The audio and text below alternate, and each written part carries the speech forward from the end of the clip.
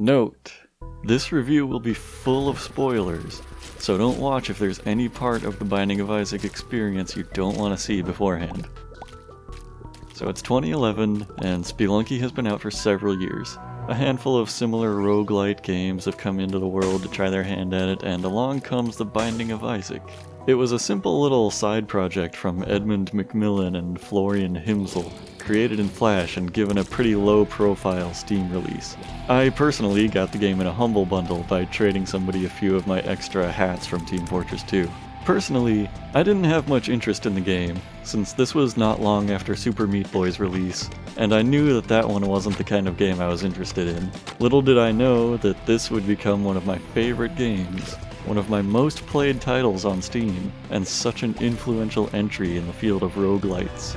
In the basic structure of the game, it feels a lot like playing one of the dungeons from the first Legend of Zelda game. You travel through a series of rooms, all the same size, but with different layouts of obstacles and enemies. The items you find in these dungeons could often help you make progress within the dungeon itself, and one or two of the items from Zelda even carry over directly into the Binding of Isaac, like the stepladder allowing the player to walk across gaps in the floor. The main difference in Isaac, of course, is that these rooms will all have random layouts, and the items you find will also be drawn from a random pool.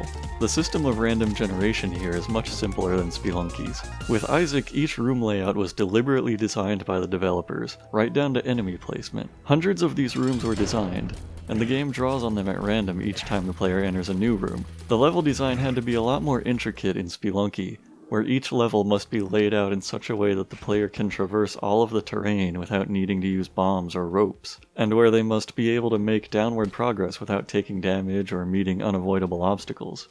Things are simpler in Isaac, where the whole environment was designed by the developers, but the areas are just encountered in a random order. Now, if nobody will object, I'd like to switch over to the Binding of Isaac Rebirth for the rest of the review, just because the original is comparatively such a pain to play now. So, what the Binding of Isaac achieved is a formula that is often imitated, never duplicated by so many roguelite developing successors.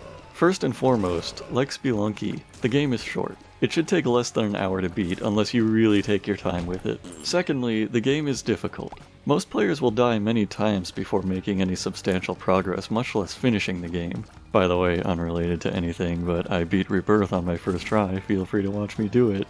And thirdly, arguably the most important factor, but also the most difficult to reproduce, is the nature of the randomly generated elements. I said before with Spelunky that high difficulty in a short game feels much less punishing, because you'll often be willing to jump right back into the action and feel very confident that you can match or exceed the progress made on your previous attempt. Combine that with the nature of randomly generated environments, and each new run feels like a fresh roll of the dice where things might just be slightly easier than they were last time. What distinguishes the Binding of Isaac from so many of its contemporaries is the vast wealth of content to randomly draw upon. There's a good variety to the room layouts. Not so much that you won't see the same room twice, but a good variety.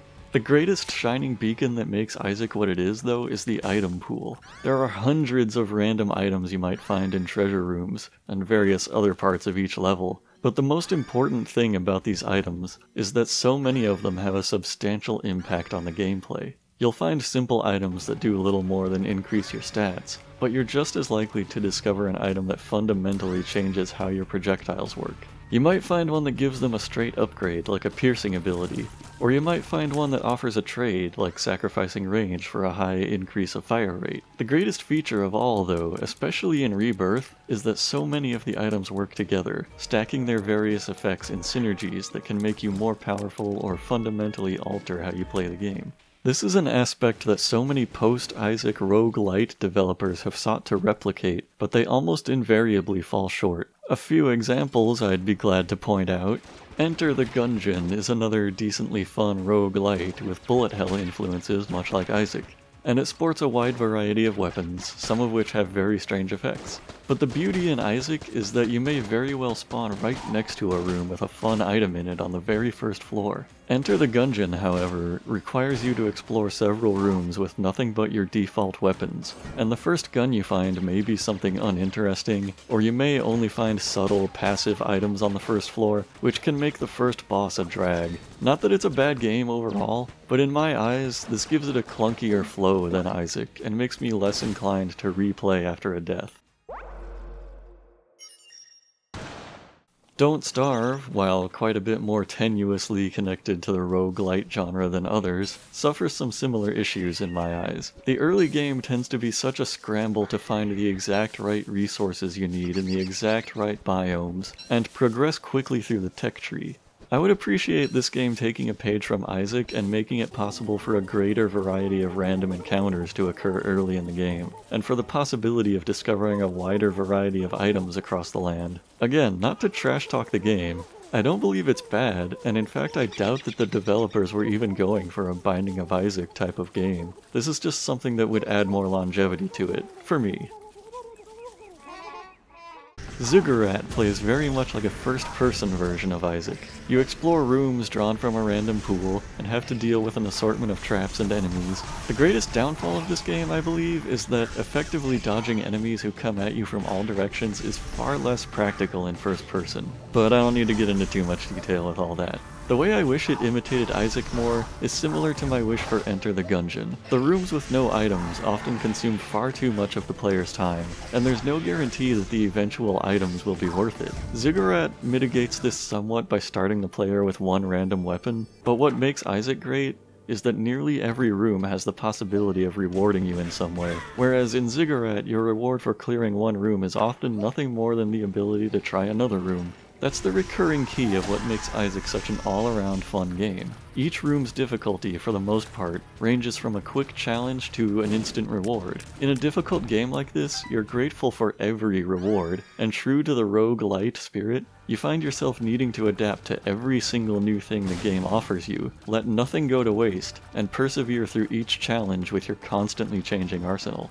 In my previous video, I briefly talked about how Spelunky can be beaten with nothing more than the starting items, and while the same is technically true of Isaac, it is less so. You can technically make it all the way to the final boss on your very first run of the game, but the game implicitly counts on you acquiring several power-ups before the later levels. So yes, you can beat the final boss with no items and your default stats, but the great joy of Isaac isn't in this fact that you can get so far with so little. It's in engaging in that constant stream of rewards and upgrades, and seeing how they influence the rest of the game for you. Now, just like I did with Spelunky, I feel the need to address the eventual remake that came about with The Binding of Isaac. As I pointed out near the beginning, I find the original Isaac much less playable than the remake. While Spelunky's remake was mostly a straight upgrade, it definitely has a different feel, not inherently better or worse than the original, enough so that switching from one to the other still feels like playing two different games. With Isaac, on the other hand, Rebirth was an enormous improvement over the original. The original game was made in Flash, and I actually recall hearing that the game grew so large over the course of its updates and DLC that it was effectively pushing Flash to its limits, and really could not be easily updated further. But Rebirth made everything so much better, with immediately accessible full-screen support, controller support, all of the content of the original game plus much more, and far more attention to detail in almost every aspect. In trying to think of anything I prefer about the original Flash version, I'm hard-pressed to come up with a single thing, except preferring the appearance of one or two enemies, or preferring one or two choices in the sound design. You may prefer the original music, I suppose. I wouldn't put that outside the realm of possibility. That said, as Rebirth continued to receive updates, and especially after the DLC came out, the game sadly began to decline in quality in many ways. There were quite a few mechanics added and other features which would be very controversial within the fanbase, and I fell on the side of distaste for many of those eventual changes. I suppose it's safe to say that I've said my piece about what made The Binding of Isaac such a great and influential pioneer among roguelite games. So this part of the review will now be the point where I nitpick every change I dislike in Rebirth's development. Until the first DLC of Rebirth, it was a given that I would 100% every Isaac game. I held this status in the first game, until the inexplicable post-Rebirth content update it received, once I and most other players had lost all interest and utterly abandoned the first game. And in Rebirth, I painstakingly achieved real Platinum God status. However, in the wake of Afterbirth, the new game's first DLC, I still have yet to unlock every achievement for every character. In particular, I have no desire to ever complete the rest of the Lost's achievements.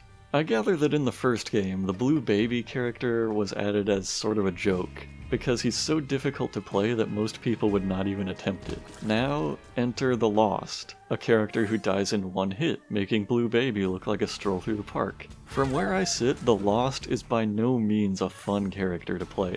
I realized shortly after achieving Real Platinum God that I did not enjoy 99% of the time spent playing as the Lost, and in fact I only did it for the sake of unlocking every item. I don't think there's anything particularly wrong with having a near impossible challenge character like this, but the fact that you need to play as him in order to unlock every item makes him feel like more of a requirement than an added bonus. At the very least, I'm glad that the items unlocked by completing runs with the Lost are fairly overpowered, but the joy I feel in having those items does not outweigh all the drudgery that was playing the Lost. This concern of the difficulty outweighing the fun, or the reward, is the main reason I have not striven to unlock the Keeper yet. I still have yet to even do it.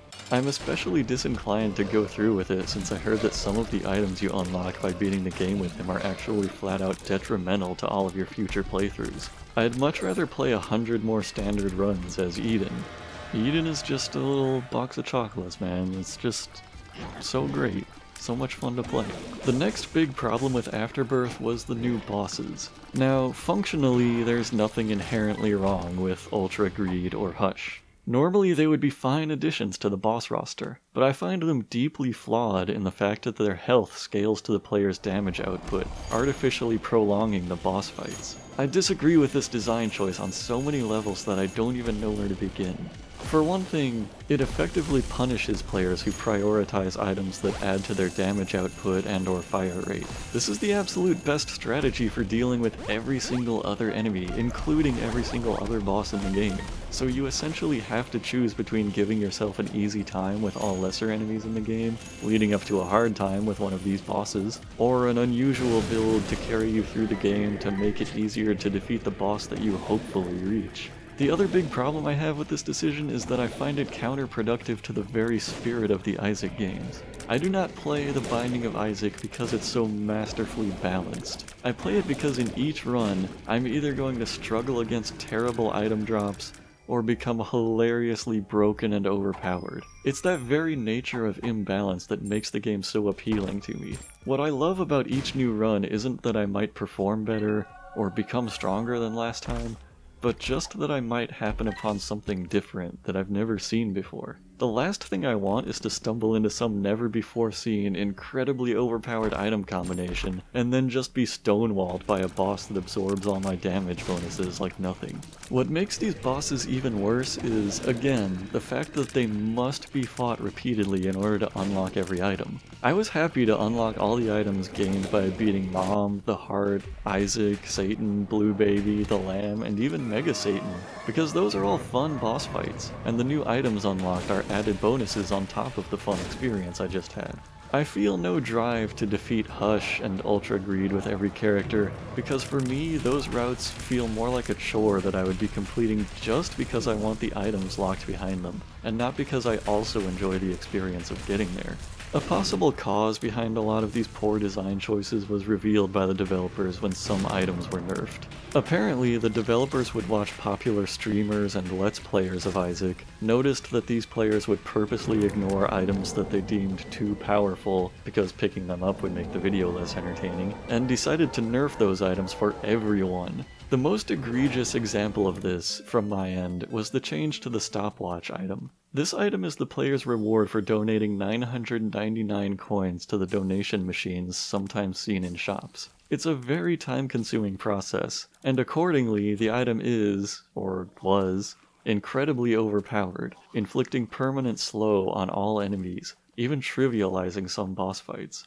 It was changed so that it only takes effect when the player takes damage, and then only lasts for the duration of that room. It can still be very useful, particularly in the boss rush rooms, but is nowhere near its former glory.